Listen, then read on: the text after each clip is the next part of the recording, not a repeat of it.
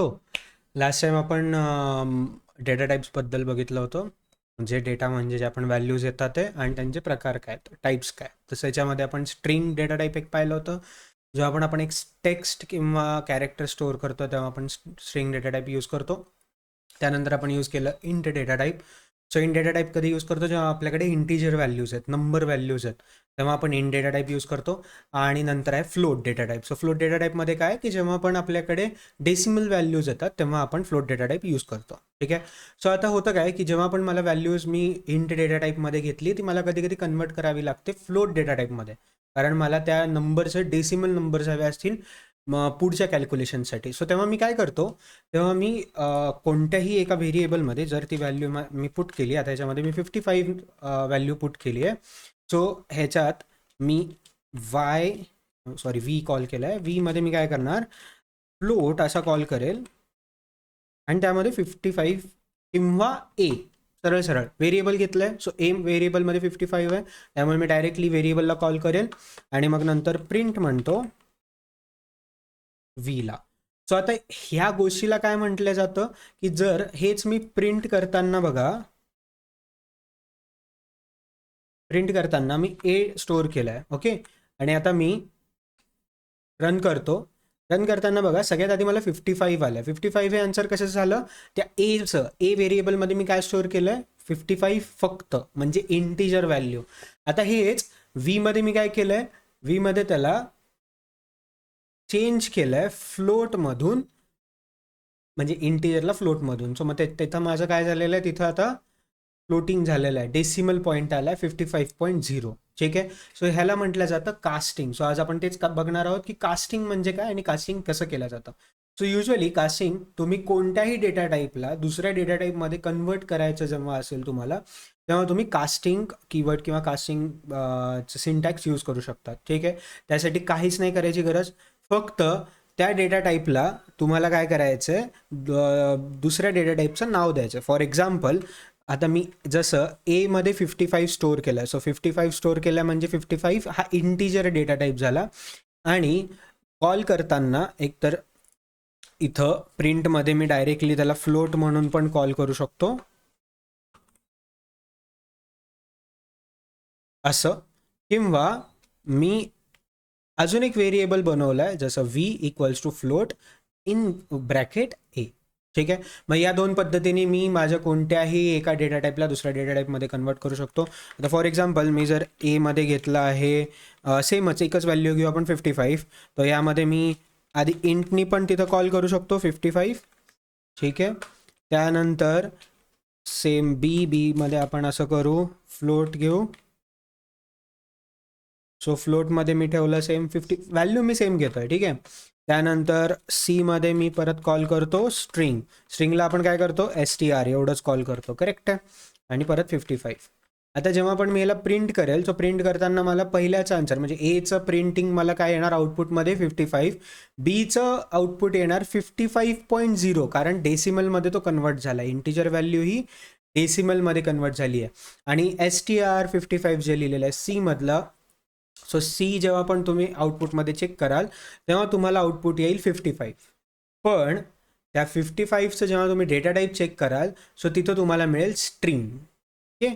So हे या पद्धतीने तुम्ही एका डेटा टाईपला किंवा एका व्हॅल्यूला दुसऱ्या व्हॅल्यूमध्ये कन्वर्ट करू शकता, दुसऱ्या डेटा व्हॅल्यूमध्ये कन्वर्ट करू शकतात. फॉर एक्झाम्पल इथं जर 0.55 मी परत दिलं असतं, पण मी डेटा टाईप इथं काय कॉल केला, इंट, तर आउटपुटमध्ये मला फक्त 55 दिसून येईल.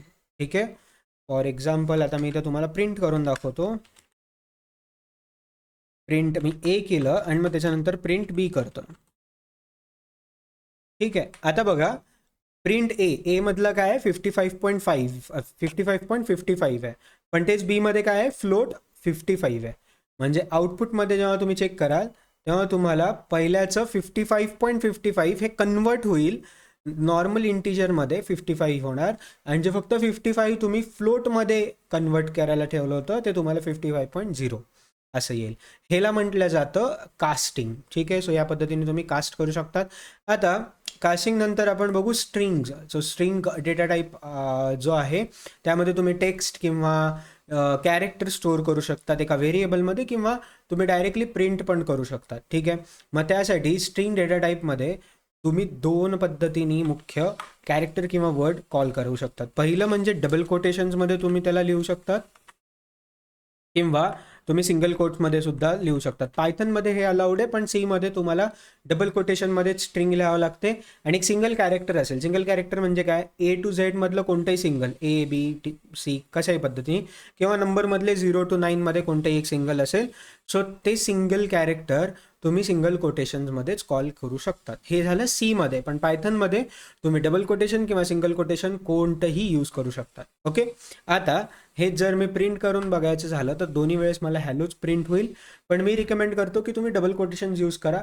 जेव्हा पण तुम्हाला असं सिंगल कोटेशन्समध्ये काही लिहायचं असेल, म्हणजे हॅलोज लिहायचं असेल, अथर्वज लिहायचं असेल, सो जे एपॉस्ट्रॉफी एस आहे त्यावेळेस तुम्हाला एरर शो होणार नाही, किंवा तुम्हाला 4 वेळेस कोटेशन्स किंवा स्लॅश यूज करायची गरज पडत नाही.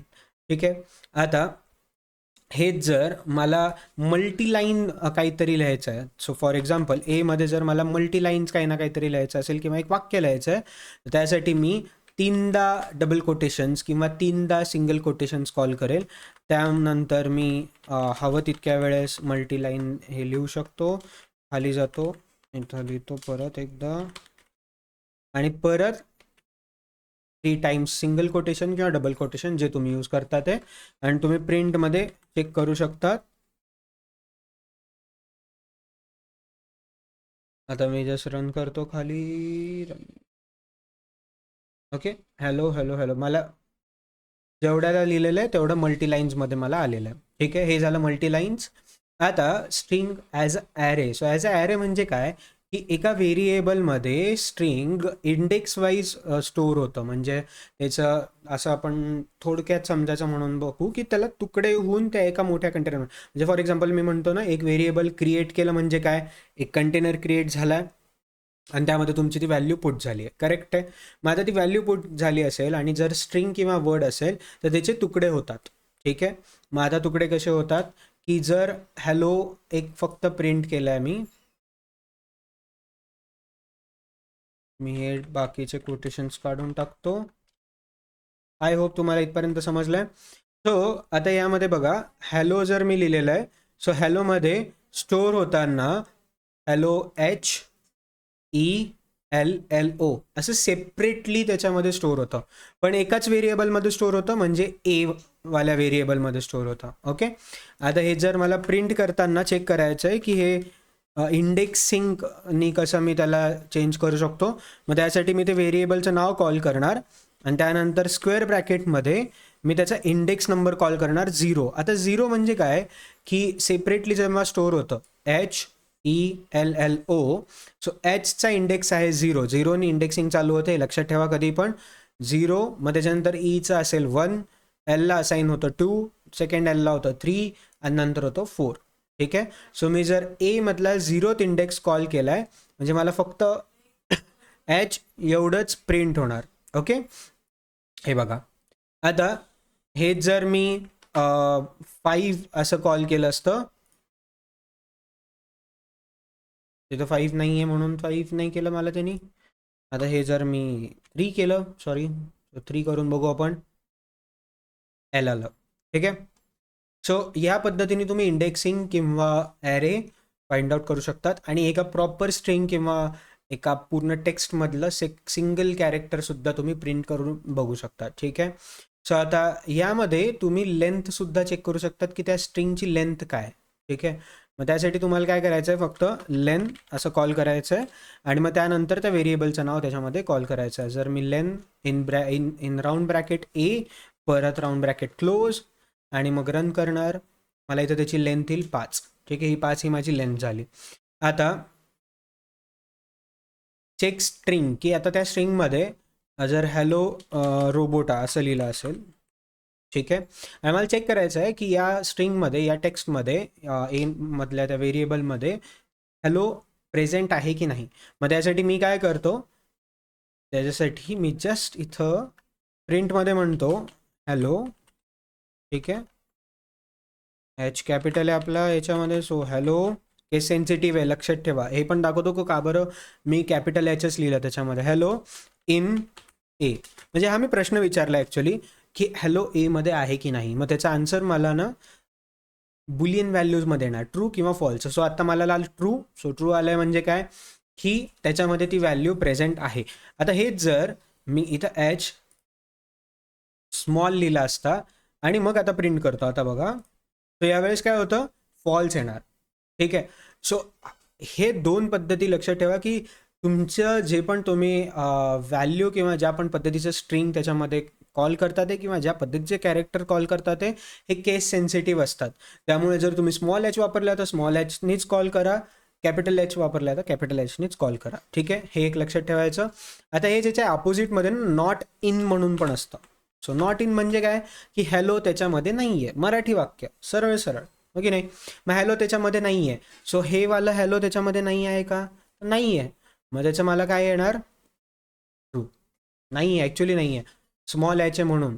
पण आता हेच जर कॅपिटल एच, मग ह्या प्रश्नाचं उत्तर काय झालं, कॅपिटल एच हॅलो हे एमध्ये नाही आहे. मग ह्याचा आन्सर काय येणार, नाही आहे ॲक्च्युली. त्यामुळे मला आउटपुटमध्ये त्याचं बुलियन व्हॅल्यू येणार फॉल्स.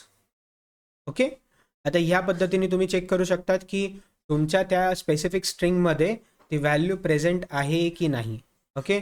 आता हेच me if else statement use करून सुद्धा मी चेक करू शकतो आणि इफ एल्स स्टेटमेंटमध्ये पण ही कंडिशन पुट करून मला त्याच्यावरती काय करून घ्यायचं आहे. फॉर एक्झाम्पल जर हे हॅलो याच्यामध्ये प्रेझेंट असेल तर मला युजरला प्रिंट करून दाखवायचं आहे प्रॉपर वाक्य. असं बुलियनमध्ये नको आहे, ट्रू किंवा फॉल्समध्ये प्रॉपर मेसेज हवा आहे की हॅलो त्याच्यामध्ये प्रेझेंट आहे. तर अशा वेळेस me if else statement use करतो. सो इफ एल्स स्टेटमेंट आपलं नेक्स्ट टॉपिक आहे. सो इफ एल्स स्टेटमेंटमध्ये आपण ते बघू की त्याच्यामध्ये आपण ह्या कंडिशन्स कशा यूज करू शकतो. ठीक आहे. त्यानंतर स्लायसिंग हा एक प्रकार आपण स्ट्रिंगमध्ये बघू. सो स्लायसिंगमध्ये काय होतं की जसं मी म्हणलो की ॲरेमध्ये प्रत्येक व्हॅल्यू किंवा जी पण स्ट्रिंग त्याच्यामध्ये स्टोअर होते ती इंडेक्स वाईज स्टोअर होते. करेक्ट आहे. मग आता ह्याच्यासाठी जर स्लायसिंग करायचं असेल तर मी काय करतो, प्रिंटमध्ये ए आणि मला ना हॅलो पासून ई पासून पुढे हवं. मग त्यासाठी मी काय कॉल करतो, ईचं जो पण इंडेक्स आहे, ईचा इंडेक्स आहे 1 कोलन कुठपर्यंत हवा आहे. सो फॉर एक्झाम्पल 5 पर्यंत हवा आहे, 6 पर्यंत करू आपण. ठीक आहे. आणि त्यानंतर मग मी त्याला रन करून बघेल, ELLO असं आलं. ठीक आहे. मग इंडेक्सिंगमध्ये काय होतं की इथं स्लायसिंगमध्ये तुम्ही जिथून जिथपर्यंत त्याची रेंज देतात आहे, हे जे कॉलन दिलं ह्याला रेंज म्हणतो मी. ही रेंज दिली मी फर्स्ट इंडेक्सपासून तर ते 6th इंडेक्सपर्यंत मला प्रिंट करून हवं आहे. पण जर तुम्ही ऑब्झर्व केलं किंवा मोजलं तर फर्स्ट इंडेक्सपासून 5th इंडेक्सपर्यंतच प्रिंट झालं आहे. 6th जो इंडेक्स आहे किंवा 6th इंडेक्सला जी पण व्हॅल्यू आहे ती तिथं प्रिंट नाही झाली आहे. ह्याचं कारण असं आहे की जी पण लास्ट इंडेक्स तुम्ही देतात सो -1 ती व्हॅल्यू तिथं पुट होते. हे लक्षात ठेवा. त्यामुळे जेव्हा पण तुम्हाला स्लायसिंग यूज करायचं असेल तेव्हा तुम्ही जर मला प्रॉपरली पूर्ण वर्ड हवं आहे तर त्यामध्ये मी +1च तो नंबर तिथं पुट करणार, कारण मला आउटपुटमध्ये -1 तिथं येईल. म्हणजे फर्स्ट आहे ई, सेकंड आहे एल, थर्ड आहे परत एल, फोर्थ आहे ओ, फिफ्थ आहे, हा स्पेस बार मोजला जातो फिफ्थ, आणि मग त्याच्यानंतर 6th आहे आर. म्हणजे प्रिंट होताना ॲक्च्युली काय व्हायला पाहिजे होतं, LLO स्पेस आर, कारण मी 6th पर्यंत दिलं आहे. करेक्ट आहे. पण इथं प्रिंट होताना ओ पर्यंतच प्रिंट झालं आहे आणि हा स्पेस पण प्रिंट झाला आहे. मी सिलेक्ट करतो बघा, स्पेस पण सिलेक्ट झालेला आहे. सो कधी होतं काय, जर मी 6th इंडेक्स दिला आहे म्हणजे जो आर आहे त्याच्या -1 म्हणजे इथपर्यंतच प्रिंट होणार. हे लक्षात ठेवा. तेच जर मला या हॅलोपासून पुढे ओ पर्यंत हवं असतं तर मी 0th इंडेक्सच्या ऐवजी काहीच न टाकता :6, ही पण एक रेंज द्यायची पद्धत आहे, :6. मग याच्यामध्ये काय होतं, हॅलो प्रॉपरली पूर्ण फर्स्ट इंडेक्सपासून जिथपर्यंत तुम्ही रेंज दिली तिथपर्यंत प्रिंट होतं. हेच याच्या उलटं पण करू शकतात. म्हणजे फर्स्ट इंडेक्सपासून तर ते मला लास्ट इंडेक्सपर्यंत हवं असेल तर त्या लास्ट इंडेक्सचा नंबर नाही जरी टाकला तरीही चालेल. जस्ट फर्स्ट कोलन सोडून द्या जसं तसं आहे आणि मग त्यानंतर तुम्हाला पूर्ण तो इंडेक्सिंग दिसून येईल. ठीक आहे. सो हे झालं स्लायसिंग आणि हे झालं स्ट्रिंगसोबत तुम्ही काय काय पद्धतीने स्लाईस करू शकतात किंवा तुम्हाला सेपरेट तेच कॅरेक्टर्स त्याच्यामध्ये प्रिंट हवे असतील तर ते तुम्ही चेक करू शकतात. आता याच्यामध्ये अजून एक गोष्ट जर बघायला गेली तर ती आहे अप्पर केस किंवा लोअर केस. समजा तुम्हाला मॉडिफाय करायचं आहे, माझ्याकडे एक स्ट्रिंग आहे हॅलो रोबोटा आणि याच्यामध्ये मला प्रत्येक कॅरेक्टर हा अप्पर केसमध्ये हवा आहे. सो त्याच्यासाठी मी प्रिंट आणि अप्पर एवढंच म्हणतो आणि त्यानंतर round bracket open round bracket close, हे विसरायचं नाही मेथड्सच्या वेळेस, आणि रन म्हणतो. मला हॅलो रोबोटा प्रॉपरली सगळं प्रिंट झालं. ओके, हेच लोअर केस वेळेस लोअर टाका. त्यानंतर जर व्हाईट स्पेस म्हणजे माझा हॅलो रोबोटाच्या आधी मी खूप सारा स्पेस देऊन ठेवला आहे चुकून, तर तेव्हा मी अप्पर केसच्या ऐवजी इथं डॉट स्ट्रिप असं लिहिणार. स्ट्रिप हा एक कीवर्ड झाला. सो त्याच्यामध्ये काय होतं की जो व्हाईट स्पेस आहे, जो आधीचा जो स्पेस आहे तो रिमूव्ह होऊन जातो. ठीक आहे, आणि हेच जर मला रिप्लेस करायचं असेल काही गोष्टींना, रिप्लेस त्यावेळेस मी आता राऊंड ब्रॅकेटमध्ये कॉल करणार. जर मला रिप्लेस करायचं आहे कॅपिटल एचला कोणासोबत, फॉर एक्झाम्पल मला जे सोबत करायचं आहे, सो कॉमा जे असं मी कॉल करणार. डबल कोटेशनमध्ये द्यायचं विसरू नका, मोस्ट ऑफ द वे विसरून जातो आपण.